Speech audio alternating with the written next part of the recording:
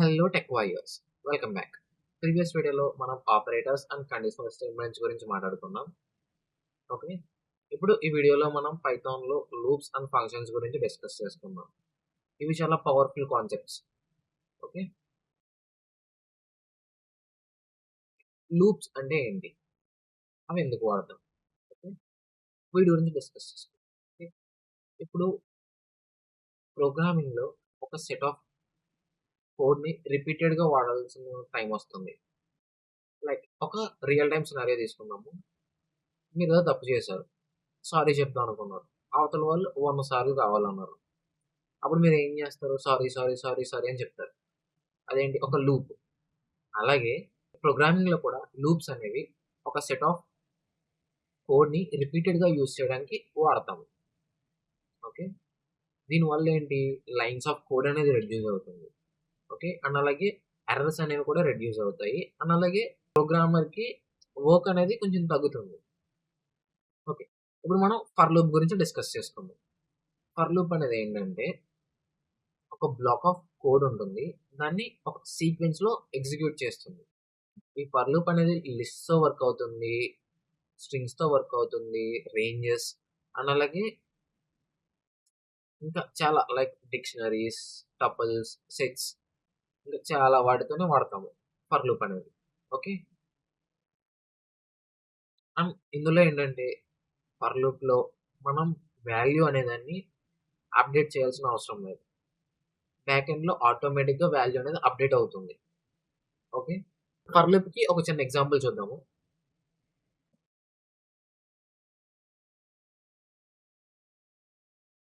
ఇప్పుడు నేను value equal to 5 అని తీసుకున్నాను.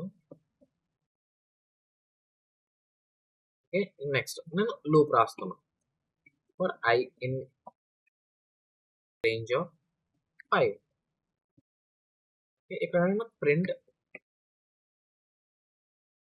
హలో అని రాస్తున్నాను.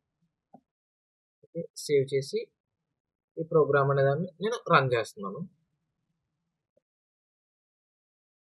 ఓకే. ఇక్కడ హలో అనేది 5 టైమ్స్ ప్రింట్ అయింది. చూడండి. లైక్ దిస్ ఇలా ఓన్లీ ప్రింట్ స్టేట్మెంట్ అనే కాదు. మీరు any black of code, A code రాసినా సరే అన్ని టైమ్స్ అనేది ఎగ్జిక్యూట్ అవుతుంది. ఓకే. ఇది ఫర్ లూప్. నెక్స్ట్ వచ్చేటప్పటికి ఫర్ లూప్‌లో రేంజ్ అనే కీవర్డ్ వాడాను. ఎవరైనా అబ్జర్వ్ చేశారా? ఓకే. ఆ రేంజ్ కీవర్డ్ అంటే ఏంటి? ఆ రేంజ్ అంటే ఏంటి తెలుసా? ఓకే. దాని గురించి మాట్లాడుకుందాం. ఆ రేంజ్ అనేది ఒక ఫంక్షన్. అది ఏం చేస్తుందంటే నంబర్స్‌ని జనరేట్ చేస్తుంది. రేంజ్ నంబర్స్‌ని. ఇప్పుడు అందులో నేను 5 అని ఇచ్చాను. అదేం చేస్తుంది? 0 నుంచి 5-1 వరకు నంబర్స్‌ని జనరేట్ చేస్తుంది. ఓకే. అప్పుడు ఏం చేస్తుంది? ఫర్ లూప్ అనేది ఎగ్జిక్యూట్ అవుతుంది. లైక్ ఎలాగా? For I in range of 5 అన్నాను. అప్పుడు ఎన్ని సార్లు అవుతుంది? 0 నుంచి ఇనిషియల్‌గా I అనేది 0 ఇనిషియలైజ్ అవుతుంది. అండ్ అలాగే రేంజ్ ఆఫ్ 5 వాడడం వల్ల 4 అంటే 0 అనేది 4 ఈక్వల్ అయ్యేంత వరకు ఆ లూప్ అనేది అలా రన్ అవుతూనే ఉంటుంది. ఓకే. రేంజ్‌లో వచ్చేటప్పటికి మనం 3 టైప్స్ రేంజ్ ఫంక్షన్‌ని మనం 3 వేస్‌గా యూజ్ చేయొచ్చు. Like single value, like by passing single parameter. ఇక్కడ సింగిల్ పారామీటర్ పాస్ చేస్తే ఇప్పుడు n అనే వాల్యూ పాస్ చేశాను. టైమ్స్ అనేది ఆ లూప్ అనేది ఎగ్జిక్యూట్ అవుతుంది. ఓకే. ఒకవేళ నేను 2 పారామీటర్స్ పాస్ చేశాను. Like start and stop. ఇప్పుడు స్టార్ట్ అంటే ఆ స్టార్టింగ్ యొక్క వాల్యూ ఆ స్టార్ట్ అనే ప్లేస్‌లో ఇచ్చిన వాల్యూ దగ్గర స్టార్ట్ అవుతుంది. స్టాప్ అని ఇచ్చిన వాల్యూ ఉంటుంది కదా! దాని బట్ 1 వాల్యూ దగ్గర స్టాప్ అవుతుంది. ఓకే. అండ్ థర్డ్ వే ఏంటంటే 3 వాల్యూస్ ఇస్తాం ఇక్కడ. Like 3 parameters. Start, stop, step అని. స్టార్ట్ అంటే స్టార్టింగ్ వాల్యూ. స్టాప్ అంటే స్టాప్ బట్ 1 వాల్యూ. అంటే స్టాప్ వాల్యూ అంటే ఏంటి? మనం ఎక్కడ ఆగాలనుకుంటున్నామో దాని యొక్క నెక్స్ట్ వాల్యూ ఇస్తాము స్టాప్ దగ్గర. అలాగే స్టెప్ అంటే ఏంటంటే ఎన్ని స్టెప్స్ అనేవి స్కిప్ చేయాలి అని. Like custom increment. ఇప్పుడు మనం నార్మల్‌గా కొన్ని కేసెస్‌లో 2 టైమ్స్ ఇంక్రిమెంట్ 2 టైమ్స్ జంప్ చేయాలనుకుంటున్నాం. అంటే 2 వాల్యూస్ ముందుకెళ్ళాలనుకుంటున్నాం. అప్పుడు ఏం చేస్తాం? ఈ స్టెప్ అనే వాల్యూ ఇస్తాం. ఓకే. ఇది. నెక్స్ట్ వచ్చేటప్పటికి వైల్ లూప్. వైల్ లూప్ అనేది ఏంటంటే కండిషన్ బేస్డ్ లూప్. ఓకే. ఇందులో ఏంటి మనం కండిషన్ అనేది ఇస్తాం. ఆ కండిషన్ ట్రూ ఉన్నంత వరకు అలా ఎగ్జిక్యూట్ అవుతూనే ఉంటుంది. అది ఫాల్స్ అవ్వేంత వరకు అలా ఇటరేట్ అవుతూనే ఉంటుంది. ఓకే. ఒకవేళ మీరు గాని దానికి బ్రేకింగ్ స్టేట్మెంట్ ఇవ్వకపోతే ఆ లూప్ అనేది ఇన్ఫినైట్ లూప్ లోకి వెళ్ళిపోతుంది. ఓకే. వైల్ లూప్ మీద చిన్న ఎగ్జాంపుల్ చూద్దాము. నేను ఇక్కడ వాల్యూ అనేది 5 అని తీసుకున్నా. అలాగే ఐ అంటే ఇటరబుల్ ఈక్వల్ టు 1 అని తీసుకున్నా. ఇప్పుడు నేను వైల్ లూప్ రాస్తాను. While I less than or equal to 5. I అనేది 5 కంటే తక్కువ లేదా ఈక్వల్ అయి ఉన్నంత వరకు నాకు ఇది ఏం చేయాలి? ఆ వాల్యూ అనేది ప్రింట్ చేయాలి. Print I. ఓకే. ఇప్పుడు ఈ సెట్ ఆఫ్ కోడ్‌ని మనం రన్ చేద్దాం. ఓకే. ఇప్పుడు ఇది చూడండి ఇన్ఫినైట్ లూప్‌లోకి వెళ్ళిపోయింది. ఎందుకు వెళ్ళింది? మనం ఐని ప్రింట్ చేస్తున్నాం గానీ ఐని అప్డేట్ చేయట్లేదు. ఓకే. ఇప్పుడు అది అలా ఇన్ఫినైట్ లూప్‌లో అలా వెళ్తూనే ఉంటుంది. చూడండి. అది. సో, అందుకనే వైల్ లూప్‌లో ఎప్పుడు బ్రేకింగ్ స్టేట్మెంట్ అనేది ఖచ్చితంగా ఉండాలి. ఓకే. లేకపోతే ఇన్ఫినైట్ లూప్‌లోకి వెళ్ళే ఛాన్సెస్ ఎక్కువ. ఇప్పుడు నేను ఐని ఇంక్రిమెంట్ చేస్తున్నా. ఓకే. అండ్ ఇన్ పైథాన్‌లో ఏంటంటే ఇంక్రిమెంట్‌కి ప్లస్ ఈక్వల్ టు మాత్రమే వాడతాం. అండ్ సి లాగా C I plus plus work out అవ్వదు. ఓకే. ఇప్పుడు ఐని నేను ఇక్కడ ఇంక్రిమెంట్ చేసి రన్ చేస్తున్నా. ఇప్పుడు చూడండి ఇది 1, 2, 3, 4, 5 అని ప్రింట్ చేసి లూప్ అనేది టెర్మినేట్ చేసేసింది. ఓకే. ఇది వైల్ లూప్. ఓకే. ఇది వైల్ లూప్. ఓకే. నెక్స్ట్ మనం లూప్ కంట్రోల్ స్టేట్మెంట్స్ గురించి మాట్లాడుకుందాం. ఓకే. లూప్‌ని కంట్రోల్ చేసే 2 స్టేట్మెంట్స్ ఉన్నాయి. ఒకటి బ్రేక్, రెండోది కంటిన్యూ. బ్రేక్ అంటే ఏంటి? ఆ లూప్‌ని ఇమ్మీడియేట్‌గా టెర్మినేట్ చేస్తుంది. ఓకే. కంటిన్యూ అనేది ఏం చేస్తుందంటే ఆ ఒక్క స్పెసిఫిక్ ఇటరేషన్ అనేది స్కిప్ చేస్తుంది. దీనికి కూడా మనం ఎగ్జాంపుల్ చూద్దాము. ఓకే. ఇప్పుడు నేను ఇక్కడ ప్రింట్ ఐ అని రాసాను. Same example. సేమ్ ఎగ్జాంపుల్‌లోనే నేను ఇక్కడ ఇఫ్ కండిషన్ వాడుతున్నా. ఏంటి? If I equal to 3. I 3 అవుతే నేను ఈ లూప్‌ని బ్రేక్ చేద్దాం అనుకుంటున్నా. ఓకే. ఇప్పుడు నేను సేమ్ రన్ చేస్తున్నా. చూడండి ఇక్కడ ఐ అనేది 3కి ఇంక్రిమెంట్ అయింది. కంపేర్ అయింది. కాబట్టి ఈ లూప్ అనేది ఇక్కడితో బ్రేక్ అయిపోయింది. ఓకే. ఇప్పుడు మనం కంటిన్యూ అలా వర్క్ అవుతుందో చూద్దాము. ఓకే. దీనికి మనం ఫర్ లూప్ యూజ్ చేద్దాం. For I in range of just I remove చేస్తున్నాను. For I in range of value. Okay. If I equal to 2 then continue. Print okay. ఇది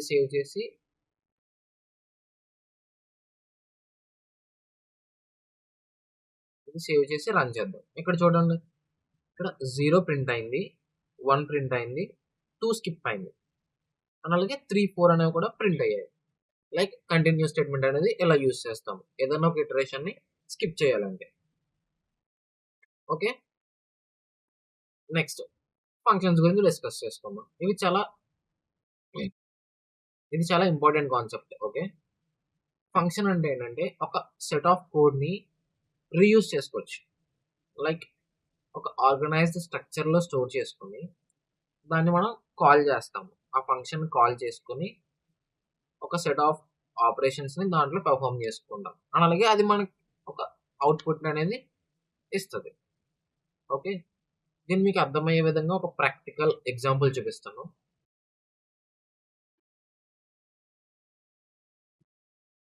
ఓకే. ఇప్పుడు నేను ఒక ఫంక్షన్‌ని డిఫైన్ చేద్దాం అనుకుంటున్నాను.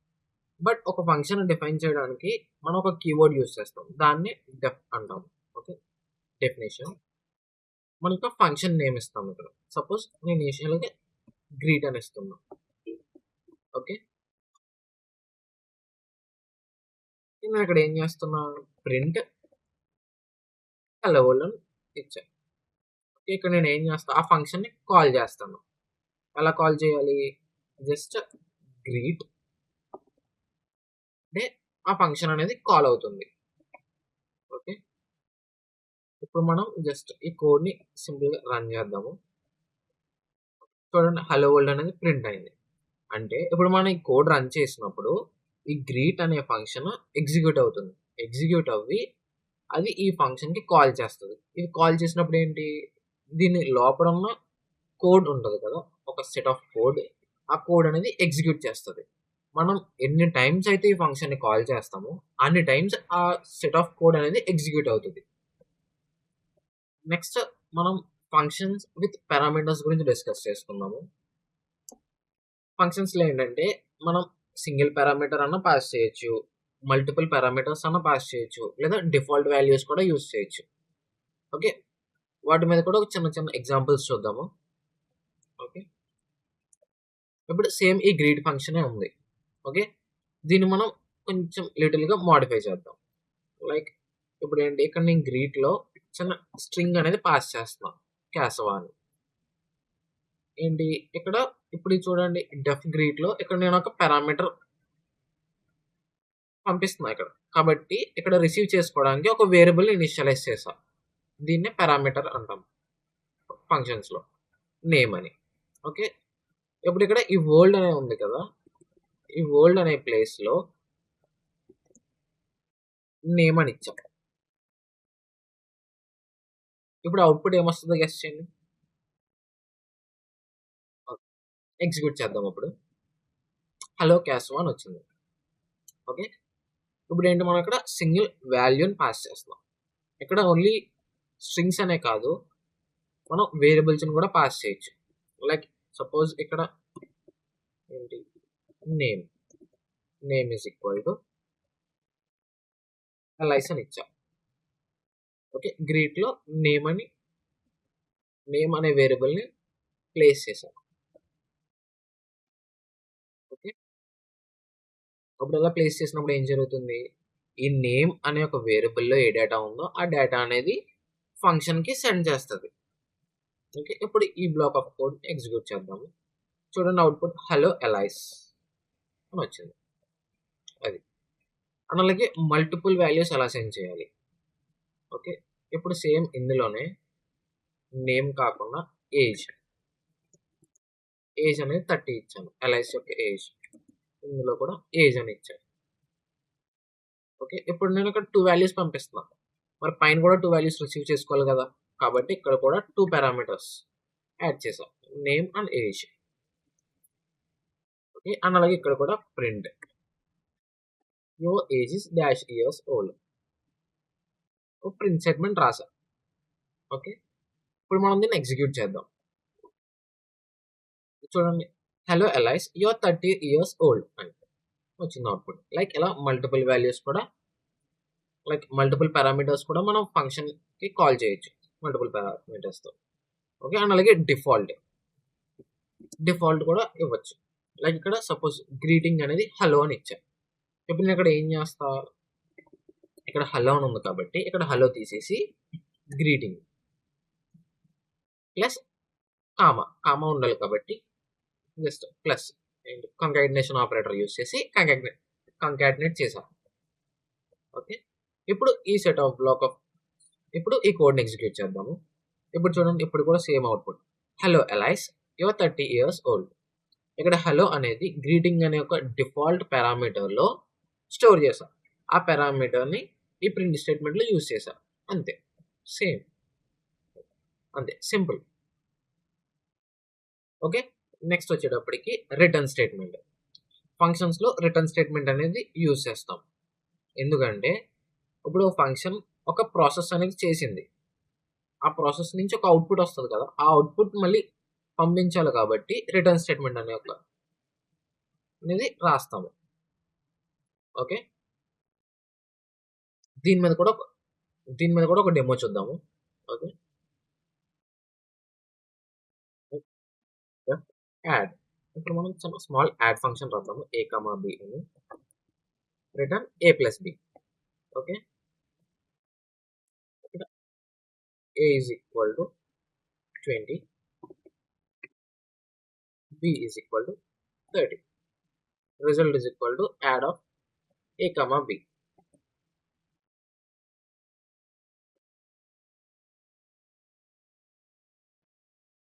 సింపుల్. ఇక్కడ ఏంటి, మనం చిన్న యాడ్ ఫంక్షన్ అనేది రాసాము. ఏంటి, 2 వాల్యూస్ని సబ్మిట్ చేయడానికి. ఓకే, ఇప్పుడు ఏ అనే వాల్యూ 20, బి అనే వాల్యూ 30.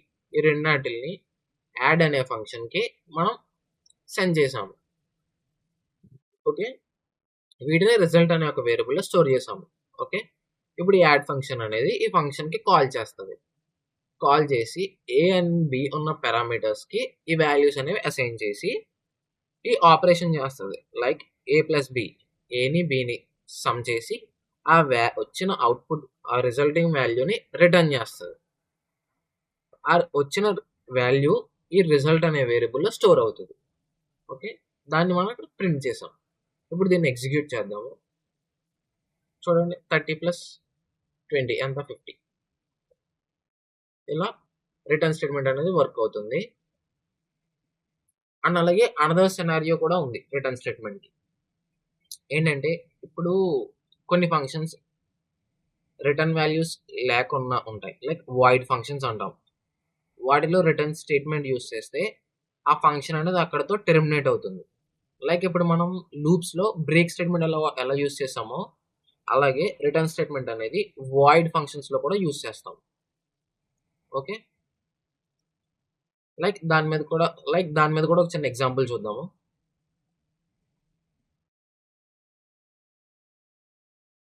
ఓకే, నేను ఇక్కడ ఒక సింపుల్ కోడ్ రాశాను. ఏంటంటే ఇప్పుడు నా నేమ్ అనేది, నేను ఇన్పుట్ ఇచ్చే నేమ్ అనేది క్యాసవా అయితే ఈ ఫంక్షన్ అనేది టెర్మినేట్ అవుతుంది. లేదా క్యాసవా అనే స్ట్రింగ్ కాకుండా నేను ఏదన్నా స్ట్రింగ్ ఇన్పుట్గా ఇస్తే ప్రింట్ అవుతుంది.